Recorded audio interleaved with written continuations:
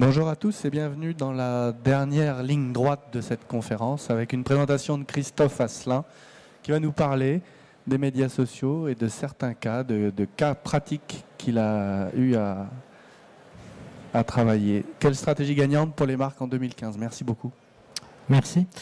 Bien, bonjour à toutes, bonjour à tous. Merci d'être venus cet après-midi pour cette dernière session donc, des ateliers. Donc effectivement, moi je suis Christophe Asselin, je travaille chez Digimind France et je vais vous parler aujourd'hui de stratégie de marque sur les médias sociaux, sur les réseaux sociaux, à travers des exemples de clients de Digimind, à travers des exemples de concurrents de nos clients chez Digimind, parce que souvent on n'a pas le droit de donner des exemples de nos propres clients, puis à travers des exemples issus de la culture web qu'on peut rencontrer un petit peu tous les jours. Alors, on se dit, les marques maintenant, toutes les entreprises sont actives sur les réseaux sociaux. C'est pas vraiment encore le cas puisque ça c'est une étude qui a été faite par Prosody Capgemini en fin d'année dernière. Il y a 40% des entreprises qui estiment qu'elles vont investir sur les réseaux sociaux en 2015. Devant le chat, le téléphone, les mails, l'assistant virtuel. Ça peut paraître peu, ça peut paraître beaucoup. En fait, ça se situe dans une moyenne. Il faut savoir que on n'aura jamais 100% des entreprises qui investiront sur les réseaux sociaux. Quand vous vendez des machines à timbrer ou des bulldozers, c'est pas forcément évident ni même productif de peut-être poster des photos de vos appareils sur les réseaux sociaux. Néanmoins, on voit qu'il y a encore une grosse marge de progression puisque on a moins de la moitié de désir d'investissement sur les réseaux sociaux. Alors investissement au sens large, une présence, des campagnes digitales, investir dans des ressources humaines pour animer les réseaux sociaux. Alors avant de rentrer dans le vif du sujet, quelques mots brefs sur la société Digimind. Donc on est une société française, on est éditeur de logiciels de social media monitoring ou en français de veille et réputation. On est implanté dans plusieurs pays, donc à l'origine on est français, on est implanté aux USA, à Singapour, en Allemagne, au Maroc notamment. Et maintenant on est un peu plus de 115 personnes. On a été créé en 1998 et la société appartient toujours à ses fondateurs. Parmi nos clients, ceux qu'on peut citer, c'est très diversifié. On a beaucoup de clients dans l'industrie pharmaceutique, dans la banque, dans l'assurance, beaucoup dans le B2B, de plus en plus dans le B2C justement avec le développement du marketing digital sur les réseaux sociaux. Donc ça va de la 20th Century Fox en passant par Chupa Chups, le Crédit Agricole ou Alstom dans l'industrie plus lourde ou encore Veolia ou Siemens. Donc c'est très diversifié. Donc c'est souvent des entreprises qui ont un service de marketing digital, de social media management ou tout simplement une veille informationnelle qui veille sur les conversations sur les réseaux sociaux. Qu'est-ce que ça veut dire un logiciel de social media monitoring, de veille et réputation? En fait, c'est des logiciels qui vont écouter et collecter les conversations qui se produisent sur le web, pas seulement sur les réseaux sociaux. Ça peut être un peu partout. Donc évidemment sur Facebook, sur Twitter, de plus en plus sur Instagram, mais aussi sur des médias sociaux plus traditionnels, plus anciens, comme les blogs, comme les forums. Il faut savoir que si vous surveillez des marques comme dans le domaine de la santé, de la pharma, par exemple des marques dans l'automobile, si vous surveillez par exemple Peugeot, eh bien, vous êtes quasiment obligé de surveiller les forums parce qu'il va y avoir 25 à 50% des conversations qui vont se produire sur les forums. Donc réseaux sociaux à la mode, mais pas que, forums, blogs, évidemment les news, des réseaux sociaux russes ou chinois par exemple. Donc on analyse, on collecte ces conversations, on va les qualifier, les taguer pour qu'ensuite elles soient accessibles facilement au social media manager, sinon il aurait un flux brut d'informations un peu indigeste. Donc sur la gauche, sur la partie grise, vous voyez c'est un certain nombre de filtres. On peut filtrer par marque, on peut filtrer par thématique, par étape dans la relation client. Là il y a des filtres qui concernent l'éthique, les soldes, la qualité, puisqu'il s'agit de conversations sur la mode dans cet exemple. Donc l'écoute. Et ensuite, autre phase, des outils d'analyse. J'y reviendrai tout à l'heure. Donc, c'est des outils d'aide à l'analyse. Évidemment, l'analyse finale reste le propre de soit du chargé de veille, soit du community manager. Mais on va produire des outils d'aide à l'analyse pour montrer, plutôt que de lire 5000 tweets, on va mettre en exergue ce qui est important à voir, la tonalité, les sentiments, les pics de tendance, les concepts clés. On peut aussi, via ces outils sociaux, donc ces logiciels, détecter des tendances via l'analyse, alors j'ai employé un mot à la mode, l'analyse des big data, issus notamment des moteurs de recherche comme Google. J'y reviendrai tout à l'heure. Et puis, tout ça, ça ne servira à rien si on ne pouvait pas le diffuser facilement auprès des collaborateurs, auprès des responsables marketing, auprès des autres services, relations clients, auprès des services financiers, des services risques, par exemple, des autres community managers, donc sous forme de rapports ou de dashboards. Donc, c'est des dashboards qui se font sur mesure, que vous avez la main sur le dashboard. Vous pouvez établir votre propre dashboard ou bien on peut effectivement réaliser des rapports. Et puis, il y a une autre brique sur nos outils. Là, je vous ai parlé de l'écoute des conversations, de l'analyse des conversations produites par les internautes. On a une brique qui s'appelle Analytics qui va permettre de mesurer vos propres comptes sociaux. Donc, si vous êtes par exemple Renault, que vous avez à gérer plusieurs comptes Twitter, Facebook, Instagram, Google+, YouTube, vous allez pouvoir les paramétrer dans la plateforme, les intégrer et mesurer leur performance en termes d'évolution de communauté, d'interaction ou de publication. Et l'intérêt, c'est que vous allez pouvoir faire la même chose avec vos concurrents, donc voir quelles sont vos marges de progression et avoir peut-être des idées auprès des concurrents, savoir quelles sont les publications qui vont générer le plus d'interactions, tel tweet ou tel post Facebook, par exemple. Donc, ce qui veut dire que ces outils, chez Digimind, il va y avoir 3 sphères. Le earned media, c'est-à-dire les conversations générées par les internautes qu'on écoute. Le owned media, l'analyse et la mesure de vos propres comptes sociaux. Et puis aussi l'analyse de toutes les données produites par les gros moteurs de recherche. Je vais y revenir tout à l'heure dans 5 minutes. Et je termine avec Digimind pour dire qu'on a une cellule d'analyse et d'études qui fournit des rapports clés en main pour les marques, pour les entreprises, que ce soit dans la pharma, dans la grande distribution, dans la banque, dans la finance. Donc chaque semaine ou chaque mois, produisent des rapports sur l'évolution de vos marques ou de vos parts de voix, de vos conversations sur les médias sociaux. Alors, des exemples de stratégies de marque sur les réseaux sociaux qui sont assez réussis, qui peuvent marcher. Pour commencer, une petite citation. Alors, c'est une citation de l'ancien président de la Ligue de hockey sur glace du Canada, qui disait que quand on parle de médias sociaux, de réseaux sociaux, on ne parle pas de site web. Ce qui est important, c'est que dès qu'on aborde la problématique des réseaux sociaux, on parle d'expérience client, on parle de conversation. Et c'est bien de ça dont je vais parler, d'expérience vécue de clients qui tweetent, qui postent sur Facebook au cours de leur acte d'achat ou pendant qu'ils sont dans un magasin. Alors, première stratégie intéressante, il faut penser image. Ça, c'est un mouvement qui s'est enclenché depuis pas mal d'années maintenant, c'est-à-dire que on sait, il y a des adages du type une image vaut 1000 mots. L'image, c'est toujours très percutant, mais jusqu'à encore quelques temps, on n'avait pas forcément les médias sociaux adaptés ou du moins faciles pour publier de l'image. Alors, c'est pas neutre. L'image prend de plus en plus de place sur les réseaux sociaux. Sur ce graphique, vous voyez les réseaux sociaux qui ont le plus progressé sur la bande en violet clair au cours de l'année 2014 en utilisateurs actifs. Ça fait que sur les réseaux sociaux, il y a des utilisateurs enregistrés, puis il y en a qui les utilisent jamais.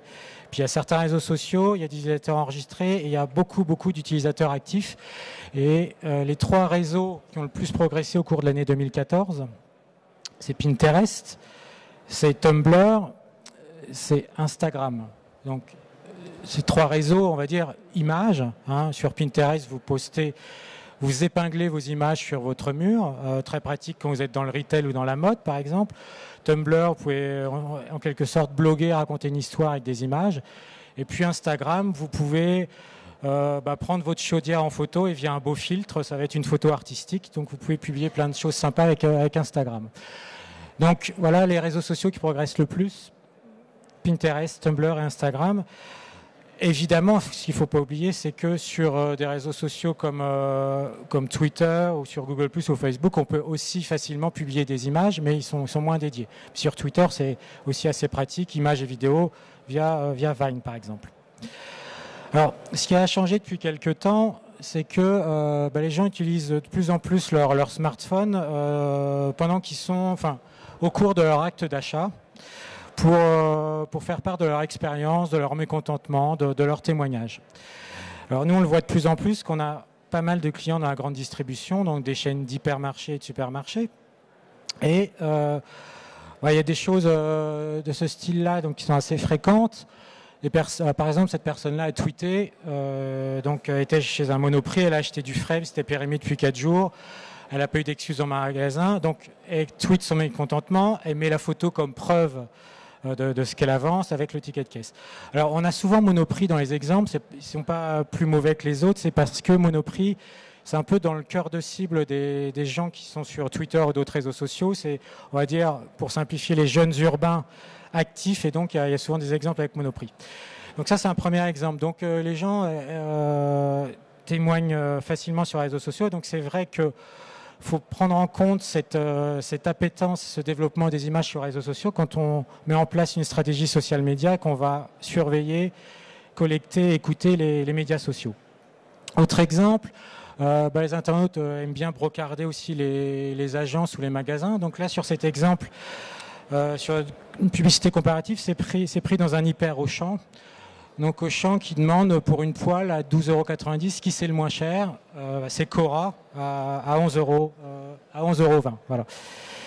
Donc à travers cet exemple amusant, on voit que tout y passe sur Twitter ou autre en témoignage photo. Donc là, c'est certainement l'agence d'Exé qui s'est un peu mélangé les pinceaux dans ces typos de chiffres. Moins drôle, encore Monoprix. Là, c'était un exemple, c'était un peu avant l'été dernier, l'année dernière. Il y avait une affiche qui avait été prise dans un magasin. Cette affiche de la direction d'un Monoprix disait évitez de donner à manger aux SDF, après ça crée des problèmes d'insécurité. Alors évidemment, ça avait choqué, ça avait été relayé sur les réseaux sociaux. Ça avait fait un petit bad buzz avec quelques 4 à 5 000 tweets. Il y a eu plusieurs tweets qui sont parus avant celui-ci. C'est celui-ci qui a fait monter le buzz, mais avant il y a eu plusieurs tweets, mais qui relayaient ça seulement sous forme de texte, et avant qu'il y ait l'image, ça n'avait pas été relayé, pas pris du tout. Donc toujours important évidemment, une image qui a du pouvoir, et puis en fait ça sert de preuve, et on comprend tout de suite de quoi il s'agit. Et donc les marques modernisent de plus en plus leur communication à travers l'image. Vous vous souvenez de la mission Rosetta avec cette sonde autour de la comète l'hiver dernier. Bien, l'Agence spatiale européenne, qui est quand même une structure assez classique, qui avait mis en place tout un dispositif sur Facebook, sur Twitter, sur Flickr, donc réseau social image plus ancien de Yahoo, sur YouTube et aussi sur Instagram. Donc on voit que les marques arrivent de plus en plus à tirer parti, même ce type d'entreprise, d'agence spatiale, des réseaux sociaux images sur Instagram. C'est pas réservé aux marques de mode ou aux marques de luxe, bien au contraire. Autre stratégie intéressante, point 2, tenter d'évaluer son audience. Alors, évaluer son audience, qu'est-ce que ça va pouvoir dire dans le cadre des réseaux sociaux ? Souvent, dans les outils, vous avez toujours plein de courbes comme celle-ci. Donc ça, c'est une jolie courbe avec des pics et des creux. Ça, c'était un buzz autour d'une campagne digitale d'une chaîne de parfumerie. Donc, ils avaient lancé une campagne digitale au mois de septembre dernier. Donc, quand on regardait en nombre de mentions, on voit qu'il y a un pic au moment du lancement de la campagne et un second pic un petit peu après quand ils recommuniquent dessus. Et donc tout se passe bien. Donc là, on a un nombre de mentions. Le problème avec les analyses des réseaux sociaux et des conversations en nombre de mentions, c'est que au sein d'un pic, on va mélanger à la fois des tweets, des articles de la presse, des posts sur Facebook. Donc on peut mélanger un tweet d'une personne qui a 50 followers et une mention. On va compter la même chose pour un article du Monde, par exemple. C'est pour ça que nous, on essaye de traduire ça en audience potentielle. Là, c'est les mêmes conversations, cette fois-ci calculé en audience. Vous voyez, c'est pas tout à fait pareil.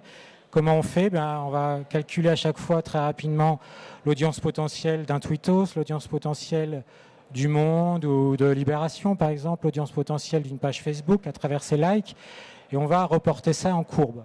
Et là, on voit que le pic, c'est plus il y a certes un pic au lancement de la campagne, mais le plus gros pic en audience potentielle, ça va être le 6 octobre, au moment où il y a certains syndicats qui se sont plaints des conditions de travail auprès de cette chaîne de magasins. Et autant la campagne digitale avait été reprise par des twittos spécialisés en publicité, des magazines et des sites web comme Stratégie, CB News, donc des spécialistes, autant l'attaque du syndicat a été reprise par des mainstream médias à plus large audience comme Le Monde, Libération, etc. Donc en audience potentielle, ça a eu plus d'impact. C'est pour ça qu'on s'efforce toujours de faire la part des choses quand on demande d'analyser l'impact d'une campagne digitale ou l'impact d'un buzz, qu'il soit positif ou négatif. On va essayer de traduire ça en audience potentielle. Troisième point, utiliser les big data. Alors big data, c'est un mot à la mode qui veut dire en gros, on a des gros volumes de données à gérer et on peut les rendre intelligentes. Donc dans le domaine du social media monitoring, qu'est-ce que ça va pouvoir être? Par exemple, ça va être essayer d'utiliser les gros volumes de données qui sont produites par des moteurs de recherche, qu'on appelle moteurs de recherche à large index comme Google ou Bing, Yahoo, et en tirer parti pour avoir des informations. Alors, par exemple, on va utiliser les données Google. Pourquoi c'est intéressant d'utiliser les données fournies par Google? Parce que c'est des parts de marché très importantes, comme vous le savez, notamment en Europe. Aux USA, c'est un peu moins prégnant. En France, c'est près de 93% de parts de marché, c'est-à-dire c'est des parts de visite web. Quand vous êtes sur un site web, eh bien, il y a à peu près 93 visites qui sont issues de clics sur des résultats de Google. Donc, c'est très important. Ensuite, dans Google, il y a la suggestion automatique. C'est quelque chose qui peut être très, très bien ou très embêtant pour des marques, à tel point qu'il y a souvent des actions en justice. La suggestion automatique, vous commencez à taper le nom d'une marque, le nom d'un dirigeant, le nom d'une personne, le nom d'un produit. Vous allez avoir des mots-clés qui vont apparaître en suggestion, donc suivant un navigateur, 3, 5 ou 10 mots-clés. Et vous êtes fortement, potentiellement influencé par ces mots-clés, car quand vous tapez le nom d'un produit, si vous voyez associé excellent ou au contraire arnaque, vous allez être tenté de cliquer sur ce premier résultat suggéré. Je continue. Pourquoi c'est intéressant Google? Parce que chaque jour, 15% de recherches inédites dans Google. Ça, c'est assez vertigineux. C'est-à-dire que demain, il y aura 15% des requêtes dans le monde entier qui ont été faites sur Google qui n'ont pas été effectuées aujourd'hui. Donc c'est en constante évolution, ça vit en permanence, ça évolue en permanence, donc très intéressant à étudier pour des marques. Et dernier point, pour l'achat, 80% des internautes utilisent Google comme voie d'accès aux sources d'informations utiles à la recherche. C'est-à-dire que pour vous chercher vos produits, pour rechercher des infos, des avis sur vos marques, il y en a 80% qui vont utiliser Google. Donc c'est pour ça qu'on va scanner heure par heure, tous les jours, minute par minute, les suggestions Google, donc qui vont avoir un pouvoir d'influence. Il va y avoir deux choses, pouvoir d'influence, parce que vous tapez un mot-clé, vous êtes influencé par les suggestions Google, et en plus, elle renseigne sur les requêtes les plus populaires associées à un mot-clé, puisque en grande partie, les suggestions Google sont basées sur les requêtes les plus populaires. Alors, toujours à travers un exemple emprunté à la grande distribution, ça concerne Auchan. Il y a à peu près 2 ans, il y a l'immeuble du Rana Plaza qui s'est effondré au Bangladesh. Je ne sais pas si vous vous souvenez. C'est un immeuble qui abritait des sous-traitants qui travaillaient notamment pour des marques de vêtements et de la grande distribution. Il y a quelques marques qui sont apparues associées à ce drame du Rana Plaza, notamment Benetton. Et il y avait, en grande distribution, il y avait Auchan là en 3e place.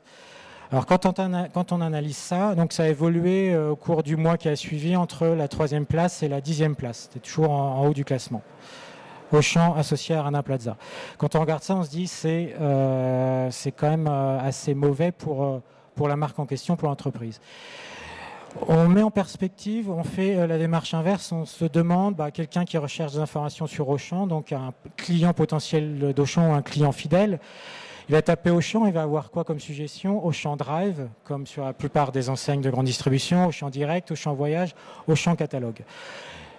Je ne l'ai pas affiché ici parce que Rana Plaza, ça arrivait à peu près à la 400e place et ça représentait statistiquement un impact assez faible.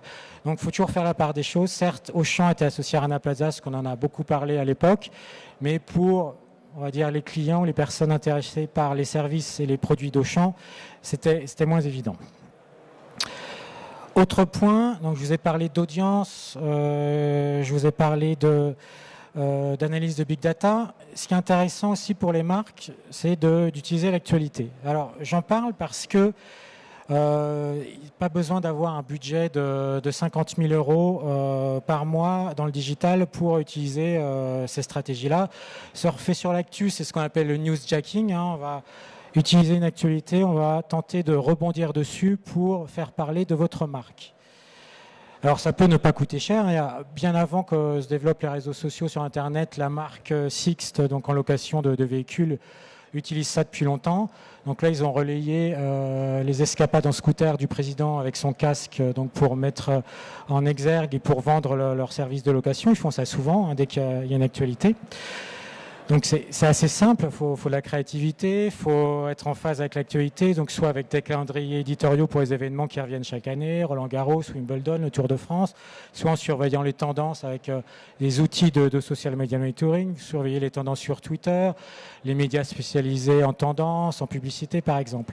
Et ça peut donner des choses très sympas, par exemple au moment du vote de la Tour Triangle. Alors c'était donc la municipalité donc de Paris qui voulait construire la Tour Triangle, pas très loin là au niveau de l'Aqua Boulevard, donc dans le 15e. La Tour Triangle et le Conseil de Paris a rejeté donc la construction de ces Tours Triangle. Et il y a des marques, donc par exemple comme PlayStation, qui a exploité ça de manière très créative, enfin, la marque ou son agence. Donc elle a repris le graphisme de ces boutons, elle a pris certains monuments, donc la géode pour le bouton rond, la grande arche pour le bouton carré, et la tour triangle pour le triangle, et après tour croix avec un point d'interrogation. Et les community managers du concurrent Xbox ont répondu en disant on a bien une idée pour la tour croix. Ils ont mis évidemment le logo de la Xbox. Voilà. Donc ça dialogue, ça fait réagir, c'est toujours plusieurs centaines de retweets à chaque fois, donc de rebondir sur l'actualité. Ça peut ne pas coûter trop cher. Donc, par exemple, l'agence qui gère la marque Rosana, alors je ne sais pas si vous connaissez Rosana, c'est cette eau gazeuse riche en magnésium, nous dit le PDG à la télé. Donc là, il y a plein de tweets, plus ou moins marrants, mais toujours en connexion avec l'actualité. Donc à Noël, je me suis fait un petit calendrier de l'Avent. Rosana, un jour j'ai une bouteille, un jour j'ai que le magnésium, un autre jour que le gaz. Donc il y a un vrai style. Au moment de la sortie de la bande-annonce Star Wars, j'ai vu la bande-annonce de Star Wars, les pubs Rosana durent plus longtemps et sont moins chères. Donc vous voyez que ça, il faut trouver les bonnes personnes pour créer ça et pour imaginer des choses, parce que sinon ça peut créer des soucis. Évidemment, il faut plutôt rebondir sur des événements sympathiques, plus ou moins neutres, ou qui fédèrent des personnes, mais moins pour des événements dramatiques. Même si la marque est de bonne foi. Donc, par exemple, AT&T aux USA avait utilisé les commémorations du 11 septembre avec les deux faisceaux lumineux qui étaient en lieu et place des deux tours jumelles pour dire, n'oubliez jamais, avec une photo d'un smartphone. Ça, c'était mal passé, même s'il y avait visiblement une bonne foi de la marque, puisqu'on utilise un événement dramatique pour promouvoir le produit. Un autre niveau, lors de la mort du PDG de Total, donc ça c'est Mister Assure, pensez à souscrire une assurance vie car les accidents sont vite arrivés. Donc là évidemment, c'est d'un goût douteux, on va dire. C'est pas terrible. C'est peut-être improvisé. Et on sait sur les médias sociaux, sur Internet, il faut éviter d'improviser, il faut se concerter, il faut faire tester, il faut montrer ça aux collègues. Même encore une fois, si on est de bonne foi, ça aussi on en a beaucoup parlé, au moment des dramatiques événements et des attentats à Paris. Sur Twitter notamment, les 3 Suisses ont publié « Je, 3 Suisses, Charlie ».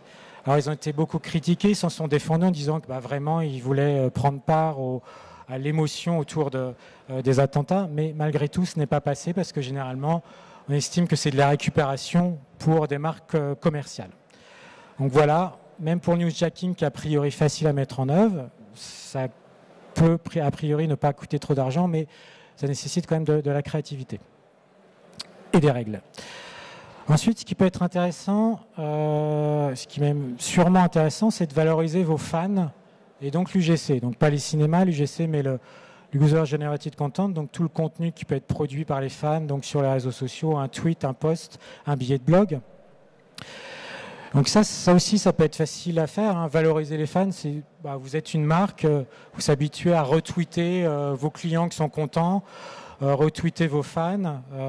C'est simple. Et là, j'ai mis un exemple d'une dimension un peu plus élevée dans la communication. Donc, je crois que c'est l'agence Buzzman qui avait utilisé certains tweets à l'occasion de la réouverture des magasins, du redéploiement des Burger King en France. Donc, ils utilisent des tweets. Par exemple, il y a un tweet à droite qui dit « Le jour où un Burger King ouvrira sur Lyon, les poules auront des dents ». Ils ont utilisé ce tweet-là avec la réouverture d'un Burger King sur Lyon en mettant un conseil, le nom du tweetos, ne te lance pas dans la voyance.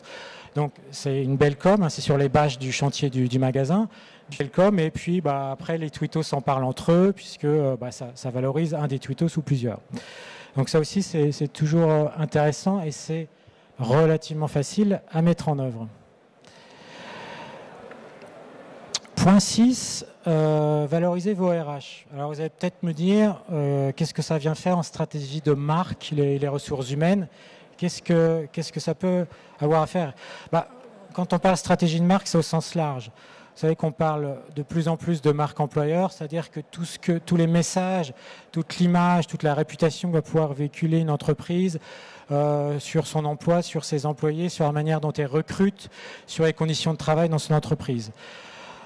Les employés, les salariés, les stagiaires parlent de plus en plus de leur travail sur les réseaux sociaux, et pas que.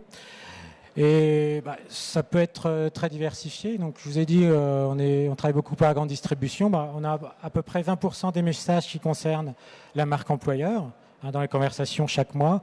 Par exemple, le tweet à gauche, en haut, j'ai fait une lettre de motif pour bosser chez Bricomarché, Netto ou Leclerc. Un autre tweet plus bas, cette jeune femme parle de sa formation chez Leclerc en détaillant bien donc sur Instagram. Et puis encore plus fréquent, des salariés d'entreprise qui se prennent en photo avec tous les soucis potentiellement que ça peut générer pour l'entreprise, qui se prennent en photo sur un lieu de travail. Dans ce cas-là, c'est tout à fait positif. Hein.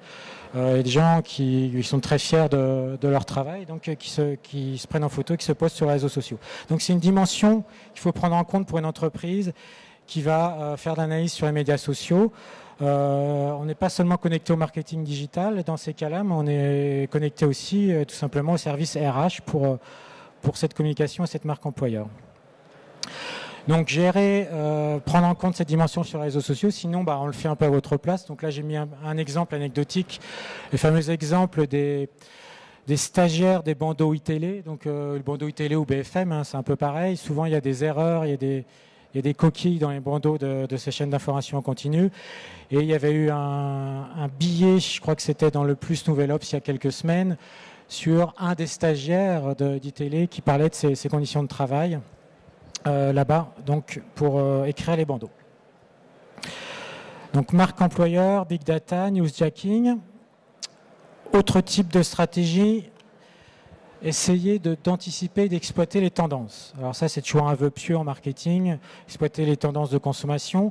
Mais on va pouvoir trouver, grâce à la surveillance, à l'écoute et à l'analyse des réseaux sociaux, un certain nombre d'indices, d'insights intéressants.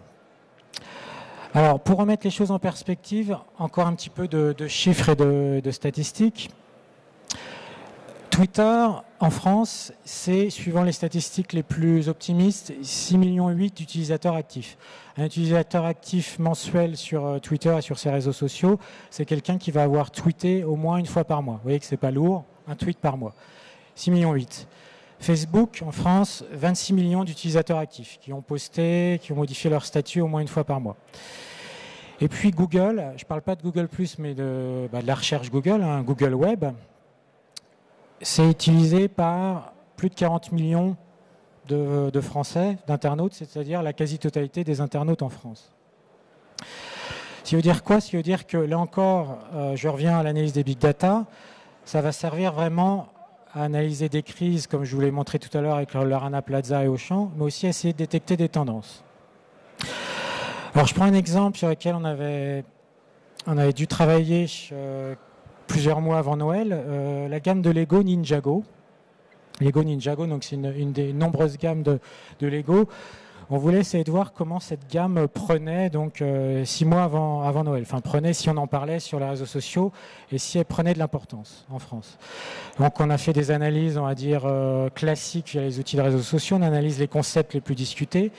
Donc, sur les 6 mois qui précédaient Noël, la gamme Lego Ninjago, c'était pas celle qui était la plus discutée, c'était plutôt Lego House, Star Wars, le fameux film Lego, Lego Movie, Lego Batman. Extraction de concepts clés sur les conversations. En part de voix, ça arrivait seulement en 1, 2, 3, 4, 5e position en orange entre Lego Friends et Lego et les Harry Potter. Donc Ninjago, 4e part de voix. Donc ça, c'était une première information, donc une des parts de voix assez importantes. Encore une fois, c'est de l'analyse de conversation sur Facebook, sur Twitter, sur Instagram et sur certains forums. Mais ce n'est pas donc de usage massif forcément, puisque ramener aux utilisateurs actifs, Twitter 6,8 millions, Facebook 20 millions, etc.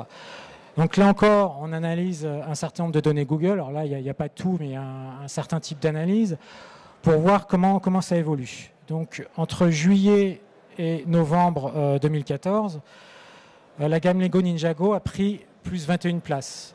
Et c'était celle qui avait pris le plus de place devant les Lego Batman ou Lego Simpson, si ma mémoire est bonne. Donc ça permet d'avoir une info au-delà des réseaux sociaux. Les réseaux sociaux, c'est très utile, on capte plein d'insights, plein d'informations sur Facebook, sur Twitter, mais sur d'utilisation plus massive comme Google en France, plus de 40 millions d'utilisateurs potentiels, à travers les requêtes, à travers les suggestions, on a d'autres types d'informations qu'on va pouvoir utiliser. Autre point, repérer les opportunités. Repérer les opportunités, qu'est-ce que ça veut dire ? Ça veut dire que, en termes de commercial, on va pouvoir utiliser les médias sociaux pour essayer de générer des leads, c'est-à-dire détecter des contacts potentiels intéressants à rappeler, par exemple, ou du moins à identifier pour le commerce. Donc, par exemple, donc sur cette vue-là, sur ces conversations, à travers un simple mot-clé, évidemment on peut faire ça dans toutes les langues, qu'est-ce que vous me conseillez, le conseil, on a des tweets, des messages très diversifiés. Vous me conseillez quoi en termes de chaussures, vous me conseillez quoi comme caméra sportive, j'hésite entre une Polo, une 206 ou une C3. Donc là, quand vous êtes constructeur automobile, c'est intéressant de voir quelles sont les marques qui sont débattues. Vous me conseillez quoi comme salle de sport ? Donc évidemment, quand vous mettez des noms de marques ou des noms de produits, alors ça marche beaucoup pour la high-tech, les télécoms, la mode, vous pouvez avoir beaucoup d'infos chaque jour qui sont intéressantes. Il faut savoir que nous, pour certaines marques de mode, notamment, on peut arriver en moyenne à capter jusqu'à 600 tweets par jour qui valent le coup d'être analysés puisque c'est des personnes qui sont en phase de recherche de produits, qui sont en phase d'achat. Donc ce point-là, capter des leads potentiels sur les réseaux sociaux. Alors évidemment, suivant les communautés, suivant votre marque, les réseaux sociaux vont différer. Ça peut être sur LinkedIn, on n'en parle pas assez, sur Twitter évidemment, et sur Instagram ou sur Pinterest. Alors, en point 9, j'ai mis « sortez la tête du net ». Qu'est-ce que je veux dire par là ? Je veux dire que tout ne se passe pas sur le web, que la réputation des marques, elle est souvent globale. C'est-à-dire que quand on parle d'une marque, il va y avoir ce qui va être géré par le marketing digital, il va y avoir les conversations des internautes, il va y avoir toute la gestion des comptes sociaux, puis il va y avoir toute la communication qu'une marque peut faire quand on a les moyens dans la vie réelle, donc à la télé, en presse ou en affichage 4x3. Alors j'ai pris cet exemple-là parce qu'il était assez illustratif. Ça date un peu, mais il était assez sympa. Je ne sais pas si vous vous souvenez de cette campagne McDonald's il y a 3 ans, 2012, été 2012. C'était une campagne assez massive, affichage, presse. Venez comme vous êtes. Voilà. Et à peu près au moment de la campagne, à l'été 2012, il y a eu cette affaire d'un touriste canadien qui avait été un peu molesté dans un McDo sur les Champs-Élysées. Il a été un peu molesté par un vigile qui voulait lui retirer ses lunettes. C'est celui la personne qui est à gauche. C'est pas des Google Glass. C'est des lunettes assez techno de correction pour les yeux, et le vigile avait voulu lui retirer parce qu'il pensait qu'il filmait le McDo avec ses lunettes. Donc ça avait fait du bad buzz, des articles, un Canadien agressé dans un McDo, etc. Donc évidemment, récompense suprême pour les créatifs de l'agence du pub. Il y a eu détournement de la campagne. Venez comme vous êtes, sauf vous. Bon, ça avait bien pris. Ce que je veux montrer par là, c'est que, outre le fait que la marque est assez connue pour être détournée et ensuite créer du buzz sur les réseaux sociaux, il y a toujours en prendre en compte ce qui se fait en dehors du digital. Donc souvent, on travaille pour des clients, pour les services de marketing digital qui ne sont pas forcément trop au courant ou au dernier moment de ce que va faire la com ou les agences en 4x3, en presse, en radio.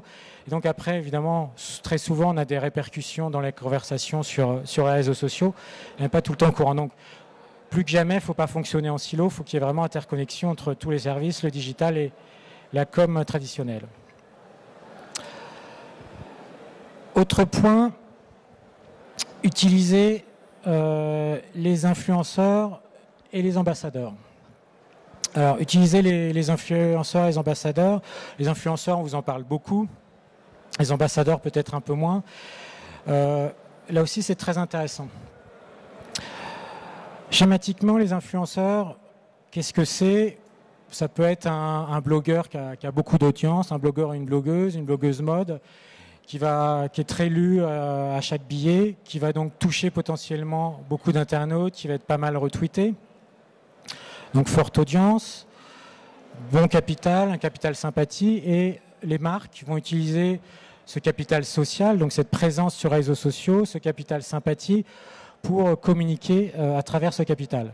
Par exemple, une marque de mode qui veut rajeunir un peu son image, qui se trouve un peu ringarde, peut essayer de contacter donc une blogueuse mode ou un blogueur mode pour communiquer sur sa marque, pour rajeunir un peu son image. Donc ça va servir en acquisition de potentiellement nouveaux clients, en rétention, empêcher les gens de partir voir ailleurs des marques un peu plus jeunes.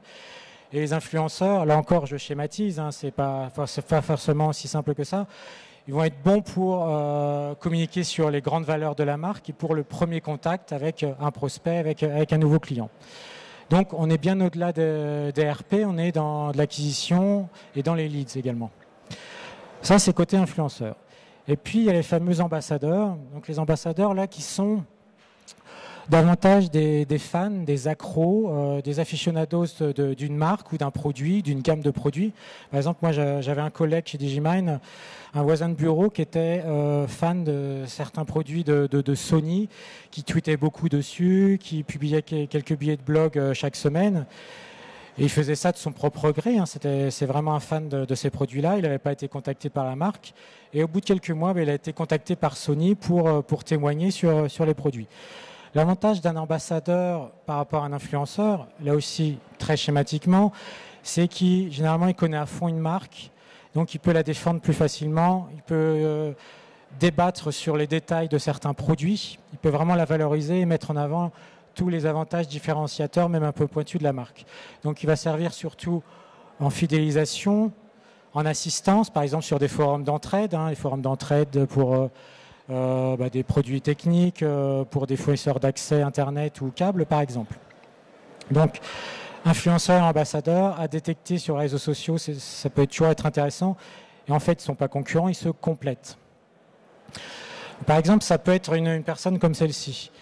Comme le premier, félicitations pour le service en première pro de la SNCF, boisson d'accueil, voilà, il témoigne de manière positive sur la marque. Ou l'autre tweet, si seulement tout le monde avait un service client comme celui d'Amazon. Alors ça suffit pas, là c'est les personnes qui ont fait un tweet sur la marque au cours du mois. Et généralement l'ambassadeur, il va tweeter plusieurs fois par semaine, voire plusieurs fois par jour sur la marque de manière positive et sur des détails de l'offre. Concrètement, on peut donc les écouter, les détecter sur Twitter, influenceurs et ambassadeurs. Les influenceurs, c'est relativement facile, on peut les trier par audience. Les ambassadeurs, c'est un travail un peu plus long.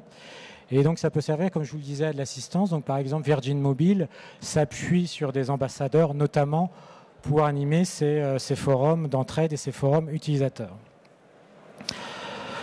Alors, je vous parle d'influence, et l'influence, c'est un peu la tarte à la crème en marketing digital. On en parle souvent, mais néanmoins, c'est plus un concept. On arrive quand même à le quantifier, à l'utiliser en social media monitoring et en gestion des médias sociaux.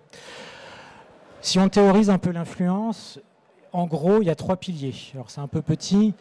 Il y a un pilier à gauche qui est le reach. Donc, en gros, c'est l'audience potentielle que peut avoir un message sur les réseaux sociaux, un tweet, un billet de blog. À droite, il y a un pilier qui est la pertinence. Donc, le message diffusé par le blogueur, par le journaliste, par l'internaute, est-ce qu'il est pertinent, est-ce qu'il fait sens par la marque? Et là, souvent, la pertinence s'appuie sur un socle qui correspond à une certaine autorité. Est-ce que la personne qui s'exprime a une autorité, a une légitimité à s'exprimer sur la marque? Et puis le pilier central, un peu la synthèse des deux autres, c'est la résonance, une sorte d'engagement, un peu comme quand vous lancez un caillou dans l'eau, ça va faire des ondes. Ben là, il y a le message qui est diffusé par l'influenceur, par l'ambassadeur, par tout simplement un internaute lambda. Comment il va résonner, comment il va se diffuser, il va se propager? Est-ce que il fait un tweet et il va se propager sur Twitter? Est-ce qu'il va se propager au-delà de Twitter? Est-ce qu'il va être repris dans d'autres médias? Voilà. Donc tout ça, on peut assez bien le mesurer. Comment on fait? Bien, je vous ai dit qu'on collectait des conversations sur les réseaux sociaux, sur le web. Et après, on les analyse. Un type d'analyse, c'est de trier les messages en fonction de leurs auteurs et des personnes qui publient ces messages. On les trie, mais c'est pas statique. Ça, c'est un screenshot, mais c'est dynamique. C'est-à-dire que ça, c'est des tweets. C'est des tweets qui concernent la marque Peugeot qui ont été classés suivant leurs auteurs. Donc, il y a différents modes de calcul de classement. On peut les classer, évidemment, de manière traditionnelle, classique, par audience, c'est-à-dire nombre de followers, notamment. On peut les classer par pertinence, c'est-à-dire qu'on va regarder la nature des messages par rapport à ce qu'on surveille et combien de fois ils ont été intégrés dans des listes. Là, c'est assez intéressant parce que c'est sur Twitter, donc il y a beaucoup de métadonnées, followers, following, mentions. On va regarder combien de fois ils tweetent par période. Et tout ça, on les trie. Donc, si vous voulez trouver quelqu'un qui a une très forte audience, vous allez trier sur la colonne followers. Si vous voulez quelqu'un qui a plutôt une forte pertinence, qui tweet souvent sur votre marque, donc potentiellement un ambassadeur, vous allez cliquer sur la mention. Si vous voulez tout ça à la fois, il y a un score final qui vous donne quelqu'un qui à la fois tweet souvent, a une relative bonne audience et est relativement pertinent.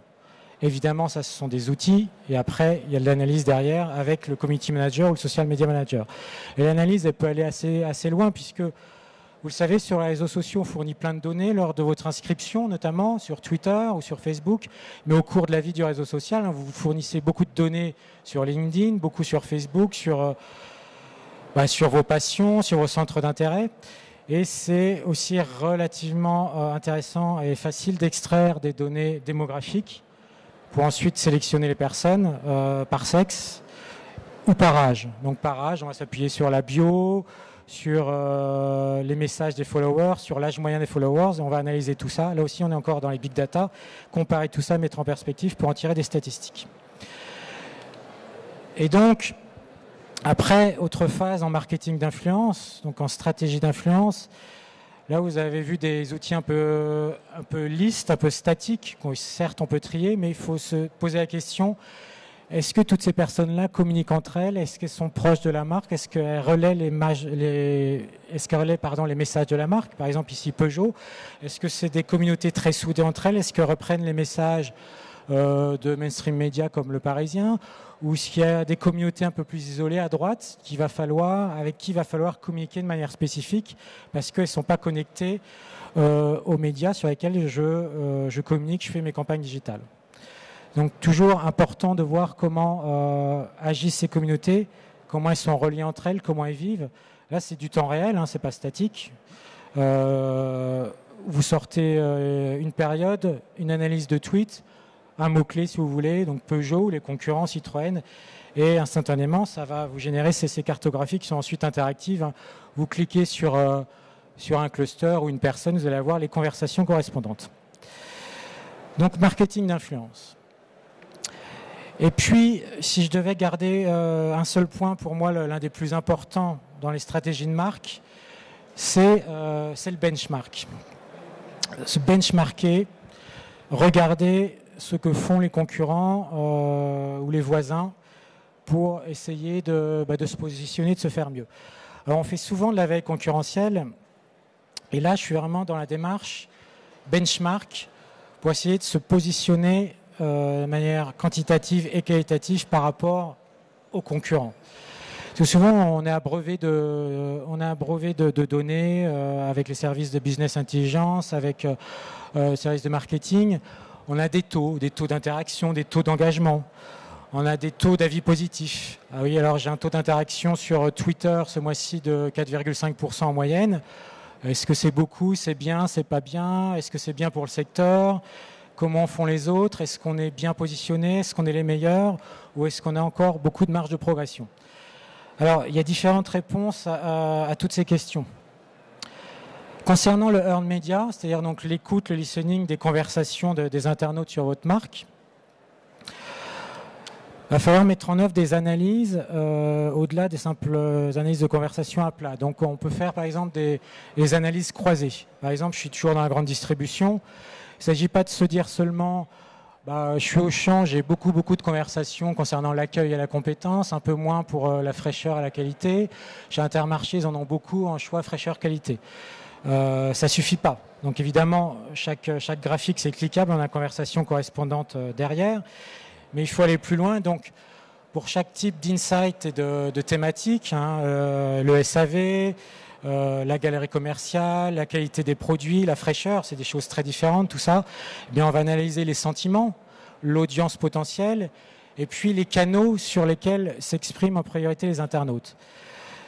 En effet, ça ne sert à rien de se dire moi, je mets mon focus sur Twitter, si les internautes, concernant ma marque ou mes magasins, s'expriment essentiellement sur Facebook. Ou l'inverse, je suis sur Facebook, mais les internautes s'expriment plutôt sur les forums ou plutôt sur Twitter. Et là encore, il faut faire de l'analyse par canal sur les réseaux sociaux et toujours croiser avec les thématiques, puisqu'il y a différents comportements suivant qu'on parle des produits, du SAV. Souvent, le SAV, il y en a beaucoup sur les forums. On se plaint d'un problème de service après-vente sur les forums du type arnaque.com par exemple, pour citer que celui-là. Moins sur Twitter parce qu'on peut pas assez développer sur Twitter, il n'y a pas assez de place en 140 caractères. Donc il y a tous ces particularismes des réseaux sociaux, ces différences à prendre en compte. Et toujours des analyses possibles un peu dans tous les sens, par sentiment, pour voir comment s'expriment les internautes. Là aussi, quand on dit 2/3 d'avis positifs, c'est intéressant, mais il faut croiser avec les thématiques derrière. Donc ça, c'est pour l'analyse des conversations des internautes qui parlent de vous, qui parlent de votre marque. Et puis, il y a le own media, donc vos propres comptes sociaux que vous gérez vous en interne, donc pour votre entreprise, pour vos marques, ou qui sont gérés par votre agence peut-être. Donc par exemple, je vous montrais tout à l'heure, vous êtes Renault, vous allez gérer un certain nombre de comptes sociaux. Donc Renault, on a beaucoup fait sur Facebook, sur Twitter, sur YouTube, sur Instagram et tout autour de la planète. Et quand on met ces statistiques-là à plat, on a des marges d'évolution de la communauté, donc communauté Facebook, Twitter, global, les interactions qui ont été générées au cours de la période. On peut aussi regarder les publications, celles qui ont généré le plus d'interactions. On voit que sur la période, c'est des posts sur Facebook qui parlent de rallye, avec des photos notamment, où on voit le taux d'interaction.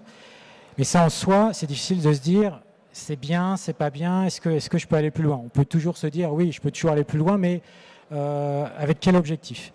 C'est là qu'intervient le benchmark avec les concurrents. Donc si on paramètre les comptes Twitter ou Facebook ou autres des concurrents, donc exemple illustratif Citroën par exemple, on va voir que Citroën aussi a eu beaucoup d'interactions, mais plus, alors c'est juste illustratif, mais plus sur Facebook, sur la période étudiée, grâce au relais d'une vidéo, toujours sur un rallye. Donc c'était aussi sur un rallye pour Renault, et là ça concerne une vidéo. Donc évidemment, le social media manager, il va pouvoir analyser tout ça pour voir comment progresser sur sa propre marque. Et puis, de manière plus synthétique, il va avoir tous ces indicateurs au quotidien où il va comparer en permanence ses marques à celles des concurrents en termes de communauté, les interactions, les likes, les retweets, qu'est-ce qui fonctionne le mieux, c'est mes posts images, c'est mes vidéos, c'est mes témoignages, c'est le corporate, c'est les produits. Donc tout ça à tester et à voir. Donc je vous ai montré un certain nombre de stratégies, c'est juste un petit échantillon, il y en a beaucoup d'autres. Et ce qui est le plus important au final, ça reste de tester.